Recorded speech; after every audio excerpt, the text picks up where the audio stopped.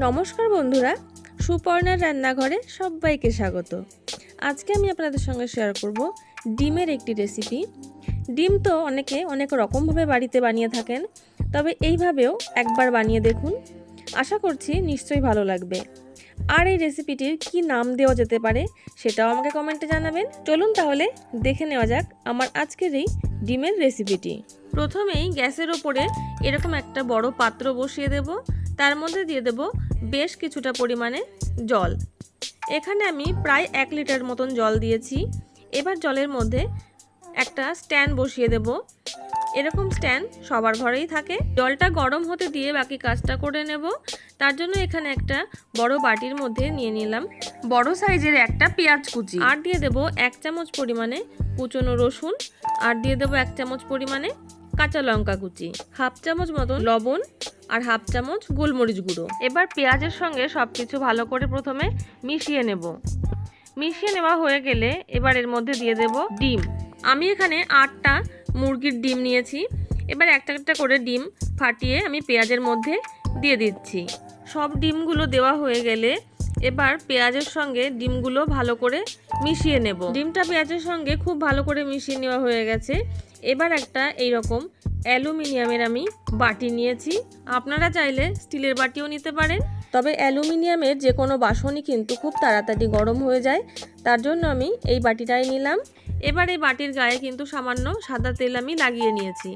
এবার ওই ডিমের গোলাটা এই বাটির মধ্যে ঢেলে দেব। এতক্ষণে জলও কিন্তু খুব ভালোভাবে ফুটতে শুরু করেছে।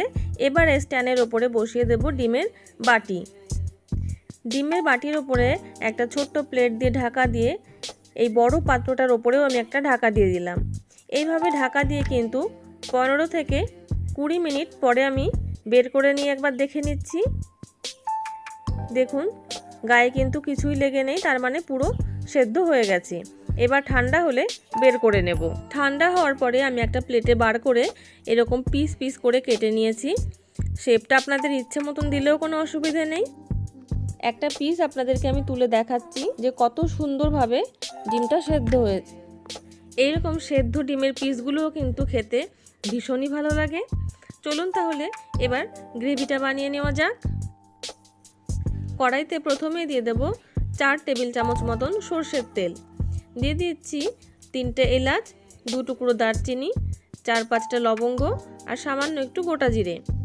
এই মশলাগুলো তেলের মধ্যে ভালো করে প্রথমে ভেজে নেব। ভাজা হয়ে গেলে এবার এর মধ্যে দিয়ে দেব 1 চামচ পরিমাণে পেঁয়াজ বাটা।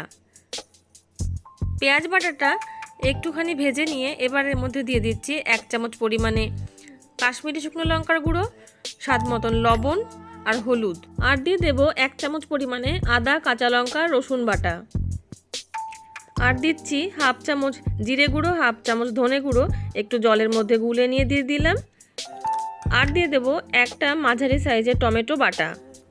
এবার এই পুরো মশলাটাকে ভালো করে কষিয়ে নেব। মশলাটা প্রায় কষিয়ে নেওয়া হয়ে গেছে। দেখুন তেল কিন্তু বেশ ছাড়ছে। এবার যখন এরকম জলটা একদম শুকিয়ে যাবে মশলার, তখন এর মধ্যে দিয়ে দেব জল। 1 থেকে 1.5 গ্লাস মতন জল দিলেই হবে, কারণ ডিমটা কিন্তু সেদ্ধ করার কিচ্ছু নেই, শুধু ঝোলের মধ্যে একটু ফুটিয়ে নিলেই হবে। এবার যখন ঝোলটা একদম ফুটে আসবে, তখন এর মধ্যে দিয়ে দেব সেদ্ধ করে রাখা ডিমের পিসগুলো। এবার ঝোলের সঙ্গে 2 থেকে 3 মিনিট ফুটিয়ে নেব। প্রায় 3 মিনিট মতন আমি কিন্তু রান্না করে নিয়েছি। এবার কিন্তু হয়ে গেছে। এবার এর মধ্যে দিয়ে দেব কাঁচা লঙ্কা কুচি। আমি এখানে প্রায় 2 চামচ মতন কাঁচা লঙ্কা কুচি দিলাম, আর দিয়ে দিচ্ছি 1/2 চামচ মতন গরম মশলার গুঁড়ো। সব শেষে দিয়ে দেব সামান্য একটু ধনেপাতা কুচি। এবার গ্যাসের ফ্লেমটা অফ করে কিন্তু ঢাকা দিয়ে রাখবো 5 থেকে 10 মিনিট, তারপরেই কিন্তু সার্ভ করব। ডিমের এই রেসিপিটি আপনাদের কেমন লাগলো তা কিন্তু কমেন্টে জানাতে ভুলবেন না। ভালো লাগলে ভিডিওটিকে লাইক এবং চ্যানেলটিকে সাবস্ক্রাইব করার অনুরোধ রইল। পাশে থাকা বেল আইকনটা অবশ্যই প্রেস করে রাখবেন, যাতে আমার পাঠানো ভিডিওর নোটিফিকেশান পৌঁছায় সবার প্রথম আপনার কাছে।